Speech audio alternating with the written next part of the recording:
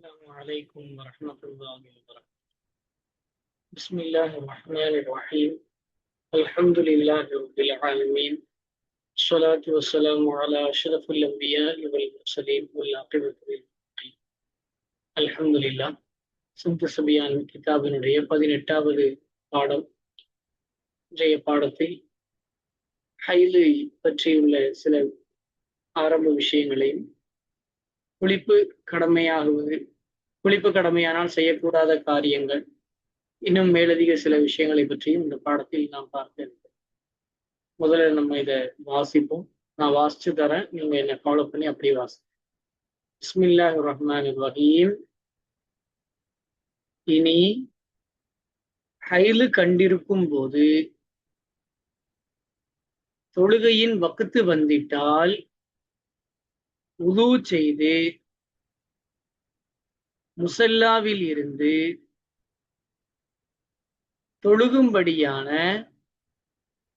நேரத்துக்கு கலிமா தஸ்பீகு சொல்லிக் கொண்டிருக்கிறது முஸ்தஹப்பு. இனி ஜுனுபாலிக்கு 5 காரியம் ஹராம்.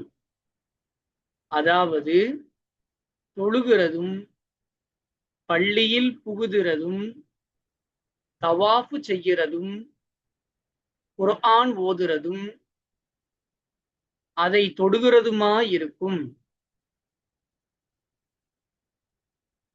ஹைலுக்காரி நிஃபாசுக்காரிக்கு இந்த 5ம் நோன்பும் தொப்புளுக்கும் முட்டுக்காலுக்கும் இடையில் உள்ளதுக்கு பிடவைக்கு கீழ் முடுகிறதும் ஜிமாவும் ஹராம். ஆனால் நோன்பை கலா செய்வாள், தொழுகையை கலா செய்யாள். சரி, இதுவரைக்கும் முதல்ல நம்ம விஷயத்தை என்னன்னு பார்த்துருவோம். இப்ப நேத்து நம்ம கடைசி பாடத்துல இதெல்லாம் வாசிச்சோம். தொழுகை ஹைலு காலத்துல தொழக்கூடாது, அத கலா செய்யவும் தேவையில்லை. நோன்பா இருந்ததுன்னா ஹைலு நிஃபாசுடைய காலத்துல நோன்பு பிடிக்க கூடாது, ஆனா அது கலா செய்யணும். இப்போ என்ன பிரச்சனைன்னு சொன்னா, பெண்கள் தொழுகையினுடைய வளமையில கரெக்டா தொழுதுட்டு வந்துட்டு இருப்பாங்க. திடீர்னு இடையில கொஞ்ச நாள் ஹைல வந்த உடனே அந்த வளமை விட்டு போயிடும். திரும்ப மறுபடியும் அவங்க ஹைல நின்ன உடனே அதை கரெக்டா ஃபாலோ பண்ணாமையே விட்டுருவாங்க. கேட்டா லாசலாத்து தொழுகை இல்லைன்னு சொல்லி தொடங்கி கடைசியில வாழ்க்கையை முழுக்க லாசலாத்தா மாறி போயிடுது. அப்ப அதுக்கு என்ன இமாம்கள் சொல்யூஷன் சொல்றாங்கன்னா, தொழுக வக்து வந்துருச்சுன்னா என்ன பண்ணணும்? தொழுக வக்து வந்துருச்சுன்னா அப்ப என்ன பண்ணணும்னு சொன்னா, தொழுகையுடைய வக்து வந்த உடனே முசல்லாவை விரிச்சு தொழுகிற மாதிரியே உதுவெல்லாம் செஞ்சு எல்லாரும் செய்யலையோ தயாரா போய் உட்கார்ந்துடணும். முசல்லால உட்கார்ந்துட்டு களிமா தஸ்பீ சலவாத்துல ஓதிட்டே இருக்கணும். எவ்வளவு நேரம்? ஒரு தொழுகை லுகருக்கு ஒரு 1/4 மணி நேரம்னு வைங்க, ஃபஜ்ருக்கு ஒரு 1/4 மணி நேரமா, லுகருக்கு ஒரு 1/4 மணி நேரமா, அசருக்கு ஒரு 1/4 மணி நேரம்னு சொன்னா அந்த முசல்லா விரிச்சு அந்தந்த நேரத்துல போய் உட்கார்ந்துடணும். எல்லாரும் இப்போ ஒரு பொய்யையும் சொல்ல ஆரம்பிச்சுட்டாங்க. தொழுகைக்கு வாங்கன்னு சொன்னா இல்ல தொழுகை இல்லை, வெளியே தெரியவா போகுதுன்னு சொல்லி ஒரு பொய் வேற. அல்லாஹ் நம்மளை பாதுகாக்கணும். அப்ப அதுக்கு இமாம்கள் என்ன சொல்யூஷன் சொன்னா, தொழுகை இருக்கோ இல்லையோ முசல்லா விரிச்சு முதல்ல போய் உட்கார்ந்துரு. தொழுகை இருக்குதா, தொழுகிற வேண்டியதான். லா சலாத்து தொழுகை இல்லையா, தஸ்பீக் கலிமா சலவாத்துகளை சொல்லிட்டு உட்கார்ந்துட்டு இருக்க வேண்டியதா. குர்ஆன் ஓதக்கூடாது, குர்ஆன் ஓதுறது ஹராம். சரியா? இனி ஹைலு கண்டிருக்கும் போது தொழுகையின் வக்து வந்துட்டால், ஹைலுடைய காலத்துல தொழுகையுடைய நேரம் வருது, ஹைல் இருக்கிறப்போ என்ன செய்யணும்? உது செய்து பாருங்க, உது செஞ்சிடும். ஏன்னா செலவாத்துகள் இருக்கிற ஓதுறோம் இல்லையா? உது செய்து முசல்லாவில் இருந்து முசல்லால உட்கார்ந்துடணும். தொழுகும்படியான நேரத்துக்கு எவ்வளவு நேரம் தொழுகை நம்முடைய வளமை இருக்குமோ அந்த வளமையை கரெக்டா ஃபாலோ பண்ற மாதிரி தொழுகும்படியான நேரத்துக்கு களிமா தஸ்பீகு, களிமா நம்ம சொல்லி கொடுத்துருக்க 5 வகையான களிமாக்கள் இருக்குது. எந்த களிமாவும் சொல்லலாம், ஒரு தப்பும் கிடையாது. தஸ்பீகள் சுப்ஹானல்லாஹ், நிறைய தஸ்பீகள் சுப்ஹானல்லாஹ் பிஹம்தி, நிறைய தஸ்பீகள் இருக்குது. சொல்லி கொண்டிருக்கிறது முஸ்தஹப், நன்மைக்குரிய காரியம். 1வது ஆஷால என்ன இருக்குது? தொழுகையின் ஆதத்து விட்டு போகாமல் இருப்பதற்காக.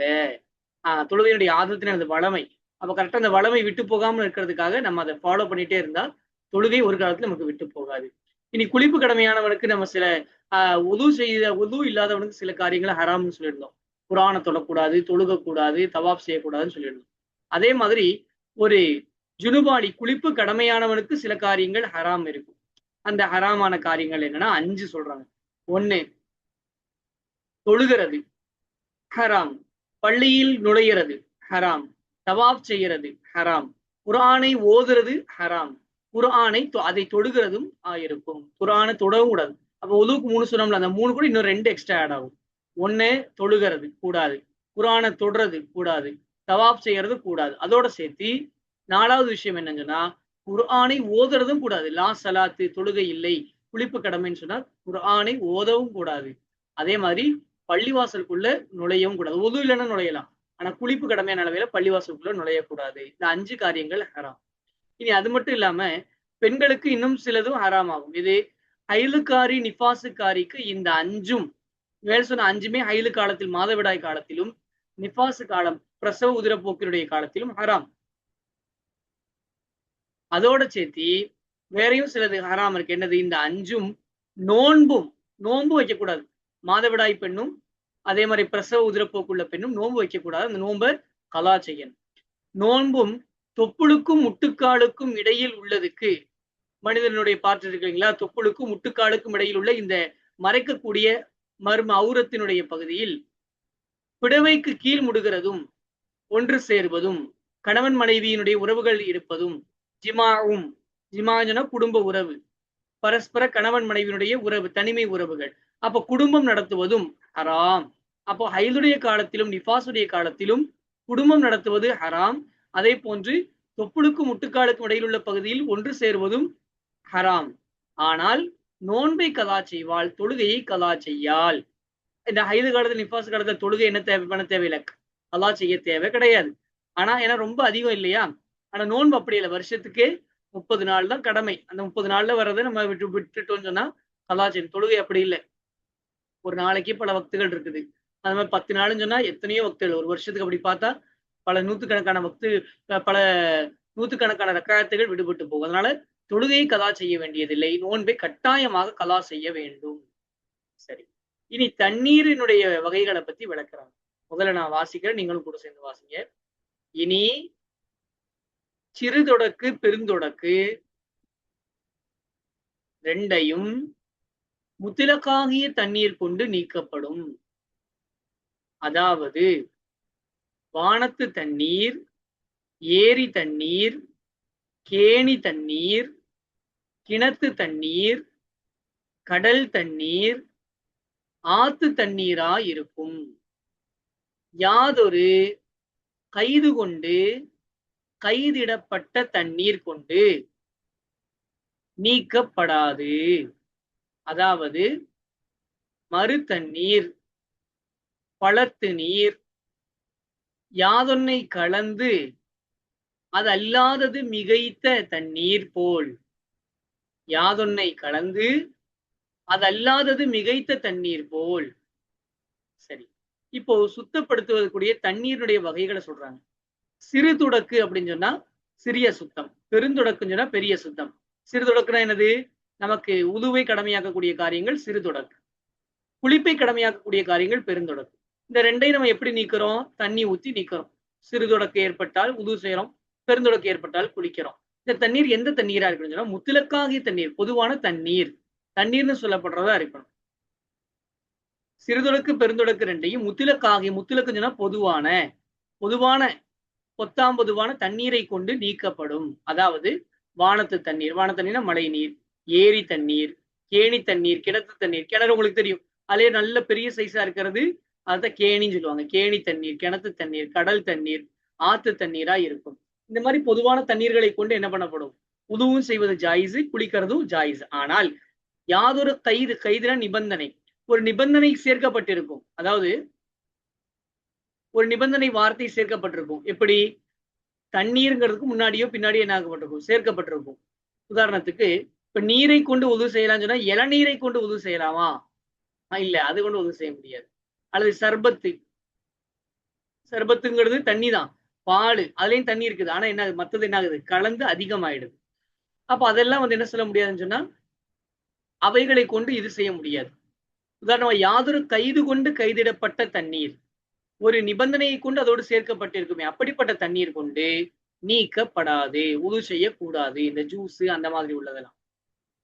அதாவது மருத்தண்ணீர், மரத்து தண்ணீர், மரத்தண்ணீர் அப்படி வச்சிருக்கலாம். மரத்து தண்ணீர், மரத்திலிருந்து வடியக்கூடிய நீர், பழத்து தண்ணீர், பழத்தை புளிந்து வரக்கூடிய நீர், ஜூஸ், இதையெல்லாம் கொண்டு என்ன பண்ணக்கூடாது, உது செய்யவோ குளிக்கவோ கூடாது. இன்னும் யாதொன்னை கலந்து அது அல்லாதது, அதாவது தண்ணீர் அல்லாதது மிகைத்த தண்ணீர். இப்ப தண்ணி இருக்குது, பாலை ஊத்துன உடனே என்ன ஆயிருது, அது தண்ணின்னு சொல்ல மாட்டோம், முழுக்க பாலுன்னு தான் சொல்லுவோம். ரசத்துல தண்ணி ஊத்துனாலும் அது ரசம் தான் சொல்லுவோம், தண்ணின்னு சொல்ல மாட்டோம். இன்னொன்னு கலந்த உடனே என்ன ஆகுது, அது மிகச்சிருது.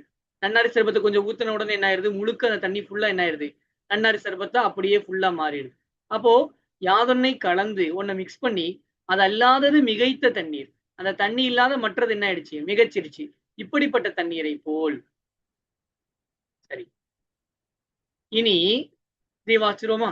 இனி சொல்லுங்க. இனி 10 10 எத்திய கிடை தண்ணீரில் நஜீசு விழுந்தால் அதனுடைய குணத்தை காணப்படவில்லையானால் ஆகும். அதற்கு குறைந்த தண்ணீரில் நஜீசு விழுந்தால் அதன் குணத்தை காணப்படவில்லையானாலும் ஆகாது. ஓடுகிற தண்ணீரில் நஜீசு விழுந்தால் கீழ்ப்புறத்தில் அந்த நஜீசின் குணத்தை காணப்படவில்லையானால் கீழ்ப்புறத்தில் உது செய்கிறது, குளிக்கிறது ஆகும். 10 10க்கு குறைந்த கிணத்தில் நஜீசு விழுந்தால் அது ஒரு துள்ளியானாலும் கிணத்து தண்ணீர் அடங்களையும் இறைக்கப்படும். சரிமா. இப்போ இங்க பாருங்க, ஹவுதுன்னு சொல்லுவாங்க சில ஊர்களை, ஹவுஸ், பள்ளிவாசல ஹவுஸ் ஹவுஸ்பாங்க, அது ஹவுது தான். ஆக்சுவலா தான் அவங்க என்ன சொல்றாங்க, ஹவுஸ் ஆக்கி அப்ப ஹவுஸ் ஆக்கிட்டாங்க. இப்போ ஹவுது இருக்குது, பள்ளிவாசல் என்ன இருக்கும், ஹவுது இருக்கு, நல்ல பெரிய தொட்டி மாதிரி இருக்கும் தண்ணி. பசங்க எல்லாம் போய் என்ன பண்ணுவாங்க, அதுல உது எடுப்பாங்க. அடுத்து ஒரு குளம், எப்படி எது ஒண்ணு வச்சுக்கலாம். 10க்கு 10 ரூம் சொல்றாங்க இல்லையா, 10க்கு 10, அந்த 10க்கு 10 அளவுள்ள ஒரு ஹவுதாக இருந்தால் அதுல ஒரு பக்கம் நஜீஸ் விழுந்துருச்சு அப்படின்னு சொன்னா நம்ம இன்னொரு பக்கத்துல இருந்து என்ன பண்ணிக்கலாம், உது செஞ்சுட்டு இருக்கலாம், பிரச்சனை இல்லை. 10க்கு 10 விட சின்னது ஒரு குடம் வச்சிருக்கீங்க, ஒரு பானை வச்சிருக்கிறீங்க, அல்லது ஏதாவது ஒரு சின்ன தொட்டி வச்சிருக்கிறீங்க, அதுக்குள்ள நஜீஸ் விழுந்துருச்சுன்னு சொன்னா நம்ம அந்த தண்ணியில இருந்து எடுத்து உது செய்ய முடியாது. சரியா. ஓடுற தண்ணிக்கு மேல நஜீஸ் வருதுன்னு சொன்னாலும் நமக்கு வேற ஒரு புறத்துல இருந்து உது செஞ்சா அதனுடைய அந்த அசர்கள் பிரதிபலிப்புகள் இல்லைன்னு சொன்னா அதை கொண்டு நம்ம என்ன பண்ணலாம், உது செய்யலாம். அப்படி எல்லாம் நிறைய வகைகள் இருக்கு, அதான் சொல்றாங்க. இனி 10 10 எத்திய கிடை தண்ணீர். கிடை தண்ணீர்னு சொன்னா நிற்கக்கூடிய நிலை தண்ணீர், ஒரு குளமோ அல்லது தொட்டியோ நிற்கக்கூடிய தண்ணீர் இருக்கு, இல்ல ஓடக்கூடிய தண்ணீர், அதான் கிடை தண்ணீர், கிடக்கக்கூடிய தண்ணீர். அதுல 10 10 இருக்கக்கூடியதுல நஜீஸ் விழுந்தால் அதனுடைய குணத்தை காணப்படவில்லையானால் ஆகும். நஜீஸ் விழுந்துருச்சு அந்த தொட்டிக்குள்ள, ஆனா அந்த அது என்ன, அந்த நஜீஸுடைய குணம் வெளியே தெரியல. அவர் தண்ணி நல்லா தான் இருக்குது, ஆனா நஜீஸ் கிடக்குது, ஒரு மலமோ ஏதோ ஒண்ணு கிடக்குதுன்னு வைங்க, ஒரு நஜீஸ் கிடக்குது, கடந்தாலும் இந்த 10க்கு 10 தொட்டி தண்ணியில நமக்கு அதோடைய குணம் வெளியே தெரியலன்னு சொன்னா இந்த தண்ணியை கொண்டு உது செய்யறது ஆகும். இல்ல அதோடைய நாற்றமோ எல்லாம் அடிச்சு ஃபுல்லா மாறிடுச்சுன்னு சொன்னா அதை கொண்டு உது செய்ய கூடாது. 10க்கு 10 தான்.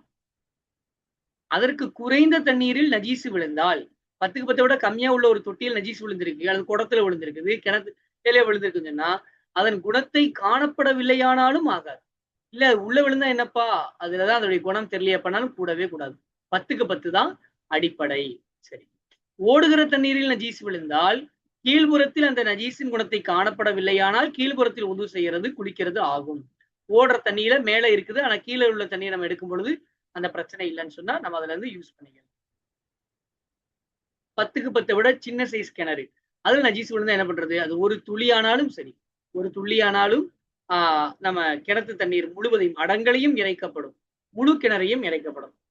இப்போ சில கிணறுகள்ல ஏதாவது மிருகங்கள் செத்து விழுந்துருச்சு,